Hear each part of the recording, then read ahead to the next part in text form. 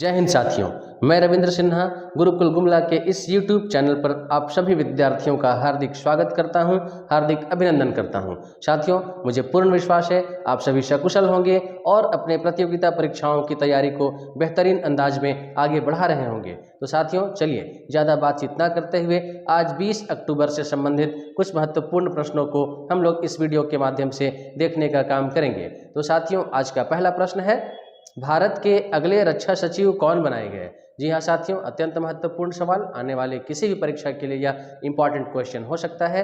तो साथियों, भारत के अगले रक्षा सचिव कौन बनाए गए?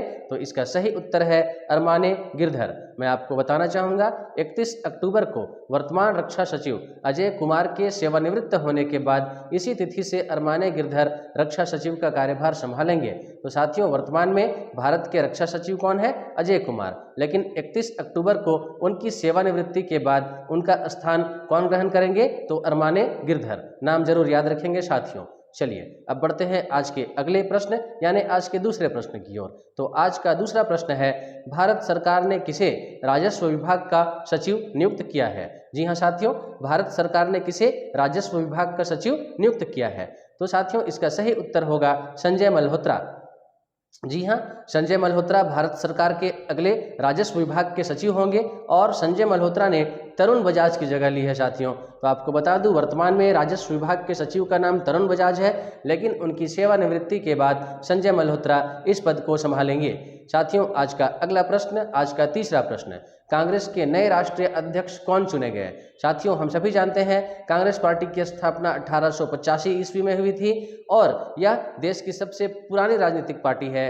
मैं वर्तमान में आपसे इस सवाल जो पूछा हूं वो राष्ट्रीय अध्यक्ष को लेकर है। तो मैं बता दूं कि वर्तमान में राष्ट्रीय अध्यक्ष का जो चुनाव हुआ उसमें मल्लिकार्जुन खड़गे को राष्ट्रीय अध्यक्ष के रूप में चुना गया है साथियों।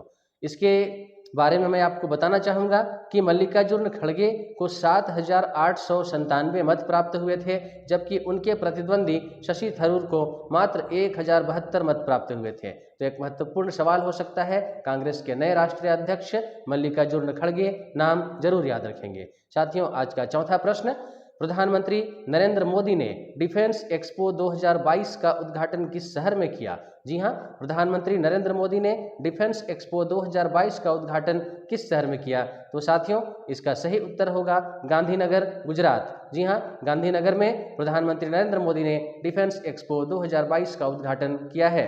साथियों, आज का अगला प्रश्न, Indian Space Research Organisation ISRO के आदित्य L1 मिशन के प्रधान वैज्ञानिक कौन होंगे?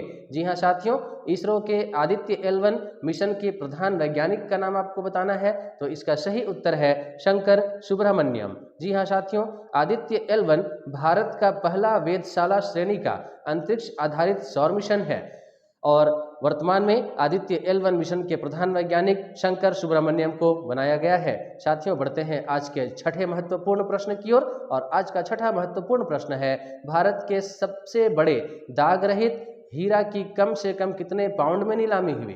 तो साथियों, इसका सही उत्तर है 1.3 करोड़ पाउंड यानी 1.3 करोड़ पाउंड रुपए में। जी हाँ साथियों, महत्वपूर्ण प्रश्न हो सकता है, आप इसे जरूर याद कर लें। बढ़ते हैं आज के सातवें प्रश्न की ओर। तो साथियों, आज का सातवां प्रश्न है, एशियन कप फुटबॉल 2023 की मेजबानी कौन सा देश करेगा?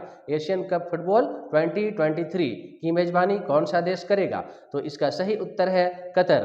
तो कतर देश को इसकी मेजबानी दी गई है। आप नाम जरूर याद रखेंगे, कंट्री का नाम जरूर याद रखेंगे, टूर्नामेंट का नाम जरूर याद रखेंगे। साथियों, बढ़ते हैं आज के आठवें प्रश्न की ओर। तो आज का आठवां प्रश्न है, भारत के नए मुख्य न्यायाधीश के रूप में किसे नियुक्त किया गया? जी हाँ साथियों, भारत के नए मुख्य न्यायाधीश का नाम आपसे पूछा गया है और भारत के नए मुख्य न्यायाधीश होंगे जस्टिस DY चंद्रचूड़। जी हाँ साथियों, जस्टिस DY चंद्रचूड़ भारत के अगले मुख्य न्यायाधीश के रूप में पदभार ग्रहण करेंगे। और आज का नवा प्रश्न साथियों, कौन सा देश 20 अक्टूबर 2022 से 3 दिवसीय वैश्विक युवा जलवायु शिखर सम्मेलन की मेजबानी करने जा रहा है? जी हाँ, कौन सा देश 20 अक्टूबर 2022 से 3 दिवसीय वैश्विक युवा जलवायु शिखर सम्मेलन की मेजबानी करने जा रहा है? तो इसका सही उत्तर होगा बांग्लादेश, हमारा पड़ोसी देश बांग्लादेश, जहाँ पे इस शिखर सम्मेलन का आयोजन किया जाएगा। तो साथियों, मैं बता दूं, इस शिखर सम्मेलन में कुल 70 देशों के युवा प्रतिनिधि भाग लेंगे और इस 3 दिवसीय शिखर सम्मेलन में भाग लेने वाले युवा यह पता लगाएंगे कि वे जलवायु परिवर्तन के खिलाफ लड़ाई का नेतृत्व कैसे कर सकते हैं। साथियों, बढ़ते हैं आज के 10वें महत्वपूर्ण प्रश्न की ओर और आज का 10वां महत्वपूर्ण प्रश्न है, विश्व सांख्यिकी दिवस किस तिथि को मनाया जाता है। जी हाँ साथियों, विश्व सांख्यिकी दिवस किस तिथि को मनाया जाता है। यूँ तो आप सभी को महत्वपूर्ण दिन, दिवस और तिथियों को जरूर याद कर लेना चाहिए, फिर भी यह भी एक महत्वपूर्ण प्रश्न साबित हो सकता है, तो मैंने इस वीडियो में इसको मेंशन किया है। साथियों, विश्व सांख्यिकी दिवस किस तिथि को मनाया जाता है, तो इसका राइट आंसर होगा 20 अक्टूबर को। जी हाँ साथियों, आज 20 अक्टूबर है और आज ही विश्व सांख्यिकी दिवस के रूप में मनाया जाता है। साथियों, मैं बताना चाहूँगा, हर साल विश्व सांख्यिकी दिवस 20 अक्टूबर को दुनिया भर में सांख्यिकी के मौलिक सिद्धांतों की उपलब्धियों को उजागर करने के लिए मनाया जाता है। साथियों, बढ़ते हैं आज के 11वें महत्वपूर्ण प्रश्न की ओर और आज का 11वां महत्वपूर्ण प्रश्न है, किस केंद्रीय मंत्री ने केंद्र सरकार के पेंशनधारियों के लिए जीवन की सुगमता सुनिश्चित करने के उद्देश्य से एक एकीकृत पोर्टल लॉन्च किया है। जी हाँ, किस केंद्रीय मंत्री ने केंद्र सरकार के पेंशनधारियों के लिए जीवन की सुगमता सुनिश्चित करने के उद्देश्य से एकीकृत पोर्टल लॉन्च किया है। तो साथियों, केंद्रीय मंत्री का नाम है जितेंद्र सिंह और वर्तमान में मैं आपको बता दूं कि जितेंद्र सिंह केंद्रीय मंत्री हैं और उन्होंने जीवन की सुगमता सुनिश्चित करने के उद्देश्य से एकीकृत पोर्टल को लॉन्च करने का काम किया और इस पोर्टल को भारतीय स्टेट बैंक के सहयोग से विकसित किया गया है, जिसमें भविष्य पेंशन भुगतान और ट्रैकिंग प्रणाली के लिए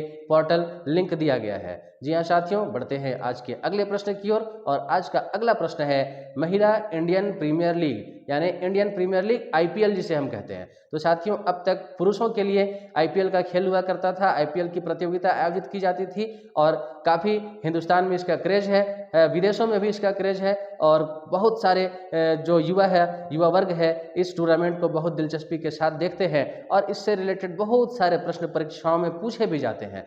तो निश्चित तौर पर महिला इंडियन प्रीमियर लीग IPL अब भारत में आरंभ किया जाना है, तो ये किस वर्ष से आरंभ किया जाएगा, इससे संबंधित यह प्रश्न है। तो साथियों, एक बड़ा ही महत्वपूर्ण प्रश्न है और इसका सही उत्तर होगा वर्ष 2023 से। जी हाँ साथियों, वर्ष 2023 से महिला IPL की शुरुआत की जाएगी। साथियों, अब जैसा कि आपको पता है, प्रत्येक वीडियो के अंत में मैं आपसे एक प्रश्न पूछा करता हूं और आप सभी को उस प्रश्न का उत्तर कमेंट बॉक्स में देना होता है। तो साथियों, आप सभी के लिए मेरी ओर से आज का एक प्रश्न है कि प्रसिद्ध एलिफेंटा की गुफाएं भारत के किस राज्य में है। जी हाँ साथियों, प्रसिद्ध एलिफेंटा की गुफाएं भारत के किस राज्य में है।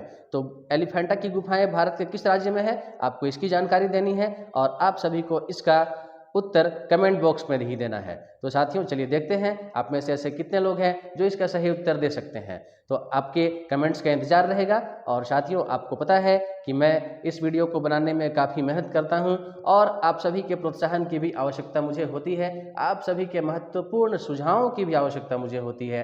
किसी प्रकार का कोई कमी, कोई त्रुटि दिखता है, आप अपने कमेंट निश्चित तौर पर मुझे बताएं, आप अपनी प्रतिक्रिया निश्चित तौर पर मुझे दें और अपने महत्वपूर्ण सुझाव कमेंट बॉक्स में देने का काम करें। साथियों, अगर आपको मेरे द्वारा दिया गया यह वीडियो पसंद आता हो तो आप इस वीडियो के लिंक को, आप इस वीडियो के जितने भी कंटेंट्स है, इन सभी चीज़ों को अपने दोस्तों के साथ, अपने रिश्तेदारों के साथ, अपने मित्रों के साथ साथियों शेयर करने का काम करें, ताकि इस चैनल को ग्रो करने में थोड़ी मदद मिल सके और ज़्यादा से ज़्यादा लोगों को इस चैनल में दिए गए कंटेंट्स का लाभ मिल सके। तो साथियों, आप सबों को मेरी ओर से एक बार फिर से ढेर सारी शुभकामनाएं। आपका आने वाला समय बहुत ही उज्जवल हो, आपका भविष्य सुखमय हो, ऐसी शुभकामनाओं के साथ आज के लिए इतना ही। बहुत बहुत धन्यवाद साथियों। जय हिंद, जय भारत।